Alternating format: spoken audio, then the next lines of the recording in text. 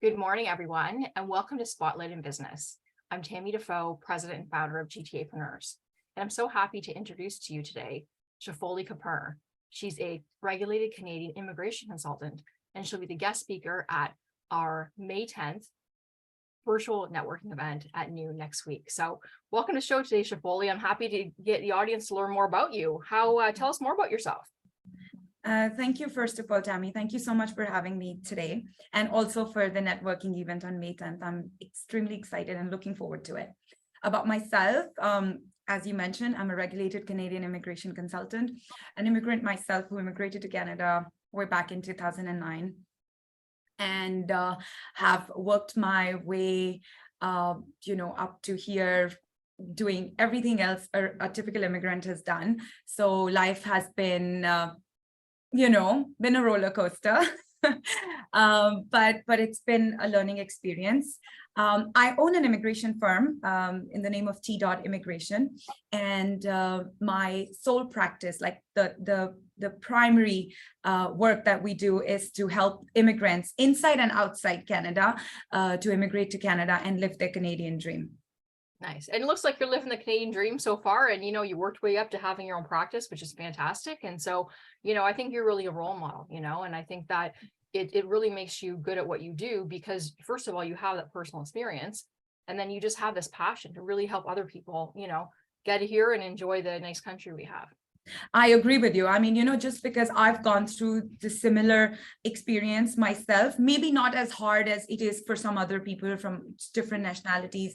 Especially, I feel that it's extremely hard for people who are from non-English speaking countries, because, English is a major criteria to immigrate to Canada, regardless of which program you pick up. So I feel that for some nationalities, of course, it's harder than for the rest, but yeah, I mean, I can relate to those struggles. I can relate to how immigrants feel, how important it is, for a lot of people, this Canadian dream is like, they put all their bets on it, and their life is all like it. Sometimes I tell my clients, what, don't make this your ultimate goal. Okay, this could be one of the milestones in life, like, you work towards various milestones in life, so this could be one of them, but some of them just make this their ultimate goal, like this is where life stops. So I think just a difference in perspective, but yeah, I mean, I completely love what I do. It's such a rewarding profession. Nice. Yeah. And I mean, one part of it is actually going through like the legal process, the regulations, but the other point is that when people get here, like they're, what do they do, right? They're in some foreign land. So I think it's also good that, you can give them, insight and help into that. Okay, so when you come here, like this is the transit system, right? Here's the libraries and everything like that, to have that personal touch, whereas maybe someone who's already in Canada, like we just take that for granted, right? So that's true. That's true. It's, I mean, one aspect, like you said, is to first get here. And then once you're here, then to start all over again, from scratch. Some of the people are very well settled back home, but just because of, instability in their home country, political instability, or whatever it is, they still are, or even just for a better lifestyle, a better quality of life, they want to move to the Western countries, right? And they are taken aback, they're surprised when they get here, because life is not as easy as we imagine back home it is here. It's hard. Okay, yeah. Maybe quality of life is better than in developing countries, but just to even get to that level, it's hard, right? I mean, the moment you get here, you have no support system, you have no friends, no family. Some people who travel or who move here with their children, no support system with grandparents or friends, and so life is hard. And just to get them accustomed to that, or just to get them familiar with that okay, it's not going to be a bed of roses here. It's I think that's very important as well. Fantastic. Yeah. And I mean, there are meetup groups out there. Like I host some meetup groups, like socially hiking groups and stuff like that. And they do tend to have a lot of people who are coming over here for the first time. And yeah, I mean, there's a lot of great things, right? But it is, important for people to know that it's not like we have everything for free. Like you do have to work for it, right? And that, but and so, but there are things out there, I said, like meetup groups that you can help get support, right? And then, like yourself, I mean, you can probably connect them with different things in the community. I think that there's different organizations that are out there that also help them. That's right? True. Yeah. So tell us, because also the thing is that some people who are already here, but they're students, and then that's something you can help people with too. Like maybe they want to stay, like they're on a student visa. and then they want to stay. That's right. So my clientele base it varies. It's a wide range of work that I do. I work with people who are outside Canada wanting to immigrate to Canada. It could be economic immigration. It could be the provincial nominee programs. It could be spousal sponsorships. It could be business immigration. It could be work permits. It could be study visa. So people outside Canada, I can help with pretty much everything, and so can I with people inside Canada as well. In fact, it's very funny that when people actually come from outside Canada, then we can basically help them with everything. Let's assume a student comes to Canada, then they're here. We can help them with getting their postgraduate work permit. I can then help them get their immigration, whether it's through PNP program, whether it's to economic program, like the express entry, or I could even assist them with getting an LMI, which is the labor market impact assessment, which is what the topic of the presentation will be on May 10th. I could help them with spousal sponsorship. Some of them, find partners here and then they ultimately want to get married, or they're in a common law relationship. We can help with that. Then I can help with humanitarian ground applications, although I don't do too many of those, only in scenarios where I feel that it is an absolute that's the only way going forward, and there is enough basis for IRCC or immigration to approve that application. I'll do that. The only type of application that I don't really do as much right now is refugee applications. Those are the kind of applications I don't take on. Other than that, I also represent my client at the Immigration and Refugee Board with detention hearings or residency obligation hearings or sponsorship appeals. So I help with all of those as well. So I work on a very, very wide range of processes with immigration. Fantastic. Yeah. So, and I know your topic for next Wednesday is going to be on hiring foreign workers. That's right. So, a lot of us maybe know and experience here already that there is a labor shortage actually in Canada, right? There's a lot of businesses out there, you're looking for good employees and it's hard to find them.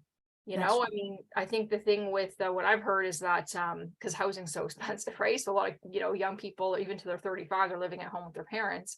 And so then they're a little bit more picky. And so then they just kind of leave a job if they don't like it. So there's a lot of companies that they have this shortage of space, right, for workers. And so, I know many people from other countries and they're highly motivated to work, right? Really highly motivated. So I'm looking forward to learning and, helping out entrepreneurs, which is what I do. I help entrepreneurs, business owners and things like that to grow. And that can really hold a business back, right? When they can't find, good, reliable employees. And so that's why I'm really happy you're going to give us some tips here, because foreign workers, I think, whether they're not in Canada, they're coming here. And that's the thing, like, I don't know the process. If someone's in another country, they want to come here, right? Or maybe they're here on a student visa and they want to stay. Like, I don't even know that. So that's why I wanted you to come out and help educate the different business owners on how can they use this to help grow their business. And you know what, it's such an interesting subject, and that's why, when we were discussing, I thought this is going to be a great topic to talk to about about with entrepreneurs, especially because the biggest hesitation or like I feel that when I talk to entrepreneurs or when I talk to business owners is that they feel that this is a very complicated process to hire temporary foreign workers. They're worried. They think that they'll be compliant. They think that they'll be in trouble. They're doing something wrong to bring people from outside Canada. But and this is a perception I see among many entrepreneurs and business owners, because I work with many, right? Especially some of my clients will come up to me, like my student clients or my work permit clients, and they'll be like, oh, you know what, can you explain this process to my employer, because they don't know how it works. And then when I'm talking to them, I realize that they have preset notions about this process, and they're worried that, oh my God, the government's going to come after them now. They're going to open up all their books and they're going to be in trouble. But it's nothing like that. It's a very straightforward process where we're just reaching out to Service Canada, which is ESTC, and asking them that, okay, this is our business. We've been in business for so long. We are facing a shortage for this employee. And this is what we try to do to hire them. We can't hire anybody, so we need to bring somebody from outside Canada because there's a shortage of that particular position or people to do that job in the Canadian labor market. And ESTC, based on our responses, based on our application, which is not as complicated as we think, They give us the approval, and then using that LMIA, the Labor Market Impact Assessment approval letter, the applicant, the temporary foreign worker, either applies for a work permit or directly even for permanent residence, because they can get additional points for it. So a lot of my employers who have temporary foreign workers working inside Canada, they will do their LMIs to help them get PR. Some of them will just do it to get them a work permit. Giving you an example, farm workers. There's a huge shortage of farm workers in Canada. Nobody wants to work in the farm. It's a very difficult job to do. There are no Canadians and permanent residents who want to do that job. Where do you get those people? People get them from outside Canada. Butchers, who wants to work in the meat factory or in a grocery store and cutting? Like, nobody wants to do that job. Where do you get those? But we all like to eat meat. We all like to eat fruits and vegetables. So where are those people coming from? They're coming from outside Canada. So and it's not just for low skilled positions, even for high skilled positions. Chefs. I work with big, spa resorts, and they don't have cooks and chefs to work for them. Where do we get people like those? From outside Canada, because this is a job where people don't want to work for, like, they don't want to make it a profession. It could be a transitionary job for them, right? Or let's say working in a fast food restaurant, McDonald's. The international students mostly work in those positions, right? Once people get permanent residence, they want to work in their career or in their field of education. But then by doing that, at least the employer make sure that they can have reliability in the business, and there's somebody who's working for them for at least 2 or 3 years, depending on the duration of the work permit and the kind of work. So that's really my intention on May 10th will be to explain to business owners that if you have a labor market shortage, you can apply for an LMIA. And I'm going to talk about the compliance piece, and I'm going to talk about, what are their obligations as an employer. And there's nothing wrong in doing it. If it helps your business, go out, find people and bring them in Canada. Absolutely. And so let's save all the rest of the tips till next week, right? We want to keep people in suspense a little bit, right? But, I think it's a great topic. And, I watched a show on the YouTube, which was a replayed news segment a few months ago. And it was a little panel where they had like construction company, but then they had a restaurant owner, and they had some people who had just, kind of new to entrepreneurship, who had chosen that road as opposed to being an employee. And the restaurant owner and then the construction, person, they're like, we can't find work. We can't find workers. Like they had I think the restaurant owner, I think they were looking for maybe wait staff even. And they had I forget, maybe 100 people apply. They set up 20 interviews. I think 3 people showed up. They hired one person. The person didn't even show up for work. Yeah. You know how much time it takes to go through that process and money you lose because you're spending all this time trying to recruit people, right? And it's not just that. And let's assume you hire somebody and they start working for you. And then 2 weeks later, they're like, no, we can't do this job. And the employers basically wasted those 2 weeks training this person. And now suddenly this person's like, I can't do the job. And then you start the whole process all over again. It's frustrating. Whereas when you hire a temporary foreign worker, number one, that person who's outside Canada really needs that job, right? And the work permit that they get will be a closed work permit. So they can legally only work for you as an employer. Now, I'm not trying to say that you have to slave a person. Of course not. I mean, if they don't work out, then you always figure out a way. But the chances of that person not wanting to work with you are much lower as compared to, because they ultimately need that job, right? Because that's the only legal way for them to work in Canada. Because if they don't work for you, they can work for any other employer. So that gives you reliability. So the chances of that person staying back and working for you for a long term, like 2 years, is much higher than somebody who's already inside Canada, who works for 2 weeks and then be like, oh, no, this is not for me. Yeah. Well, plus they're also really highly motivated to do a good job as well, because they want to keep the job as well, right? So you know what? It's a win-win to get someone who's reliable, who's hardworking. So something else I want to know, I know that, there's sometimes where it's easy for people to come over. There are some challenges. Can you tell us about some recent example of someone that you've helped come over? Okay, so I'm going to give you 2 examples. One, which is very close to my heart, but it is not related to what we'll be talking about. It's in general about immigration. And then one example I'll give you about immigration with the LMI process per se. So I had this one employer who reached out to me indirectly. It was not directly the employer reaching out to me. It was the employee of the employer reaching out to me, asking for assistance with the LMI program. And I usually what I do is, because it's an employer's process, I personally like to connect directly with the employer. It has nothing to do with the employee. And I like to have a one-on-one conversation with the employer so that they know what they're getting into. I don't want any surprises for them later. So I spoke to this employer and she was very hesitant. It's a big resort here in Ontario. And she's like, you know what, I'm very nervous. We've done this before and it was refused. And I don't want to do it again. And then I explained her the process and I told her I'll do most of the heavy lifting for you and I'll take care of the process, but I'll keep you in the loop and I'll be transparent with the process, but you just, sort of go with the flow with me. And she's like, sure. And then ultimately we got them an approval. And now she's been doing LMIs pretty much every week because she faces so much labor market shortage. Like she doesn't have people to work, especially the tourism industry, they don't have people working in housekeeping. They don't have people working in the kitchens. They don't have people working as servers.